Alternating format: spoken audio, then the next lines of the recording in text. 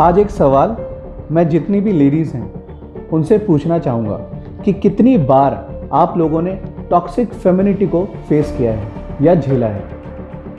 आज का डिस्कशन काफ़ी सेंसिटिव है, पर इस पर बात करनी भी उतनी ही ज़रूरी है।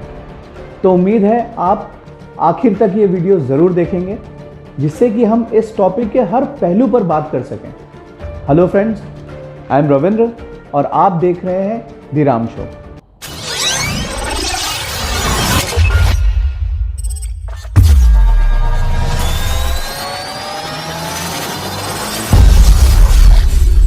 ये जानकर आपको हैरानी भी हो सकती है और नहीं भी कि किसी न किसी तरह से 85% लेडीज़ को दूसरी लेडीज़ ने ही लेट डाउन किया है या नीचा दिखाने की कोशिश की है।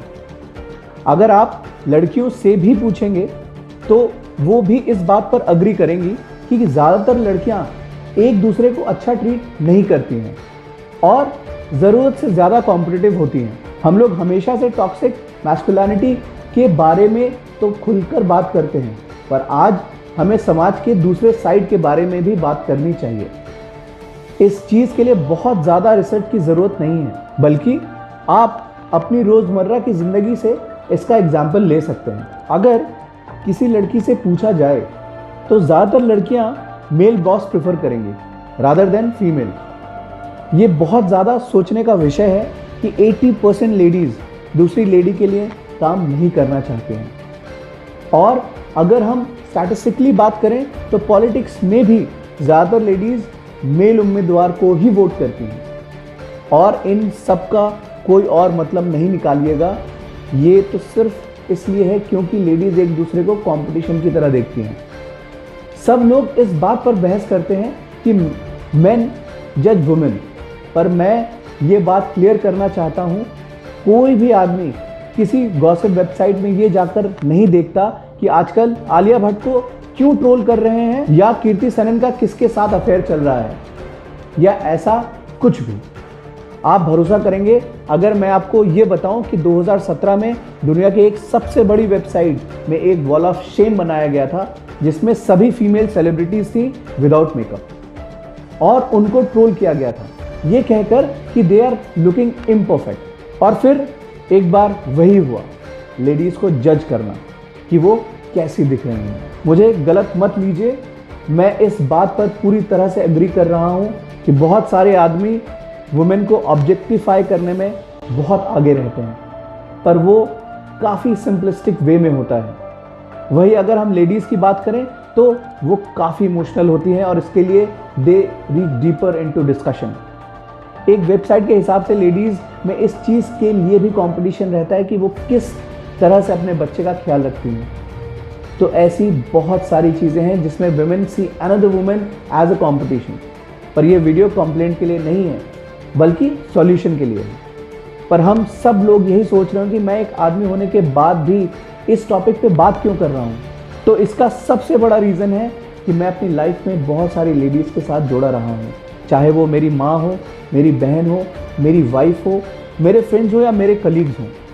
पर फिर भी अपने पर्सनल बिलीफ के अलावा मैं या आप में से कोई भी इस फैक्ट्स को इग्नोर नहीं कर सकता। तो यहाँ ऊपर एक बहुत बड़ा सवाल उठता है कि हम हकीकत में इक्वालिटी कैसे ला पाएंगे जब वुमेन खुद को ही उस तरह से नहीं देखती हैं। तो सबसे पहले हमें इस परेशानी की जड़ को समझना होगा। देखिए, अगर मुझे लगातार खुद को प्रूव करना पड़े तो ये जो बेतुके से ब्यूटी स्टैंडर्ड्स बने हुए हैं इन्हें मैच करना पड़े, तो यकीनन मैं भी विदाउट मेकअप सेलिब्रिटीज़ को क्रिटिसाइज़ करूँगा या किसी के दूसरे की परवरिश पर बात करूँगा। लेकिन इन सब का नतीजा क्या निकल रहा है उस पर ध्यान देना बहुत ज़रूरी है। पहले से हमारा जो समाज है वो पुरुष प्रधान समाज है, मेल डोमिनेटेड। हर बड़ी पोजीशंस पर मेल ही रहते हैं। एक ऐसा सिस्टम बना हुआ है जहां एक लेडी को प्रमोशन के लिए हमेशा एक्स्ट्रा एफर्ट डालने होते हैं एक इंसान या एक मेल के कंपैरिजन में।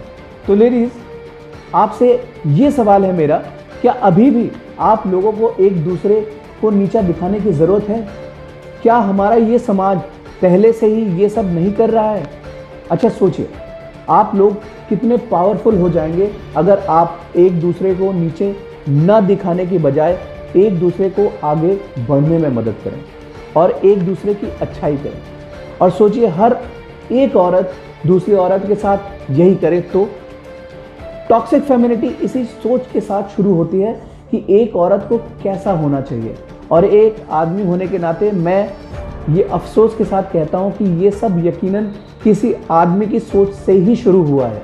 पर अगर हम ये देखना बंद कर दें कि औरत को कैसा होना चाहिए और ये देखना शुरू कर दें कि ऑलरेडी वो कैसी हैं, तो हमें बहुत सारी चीज़ें पॉजिटिव मिलनी शुरू हो जाएंगी और हम सभी जजमेंटल होना भी बंद कर देंगे।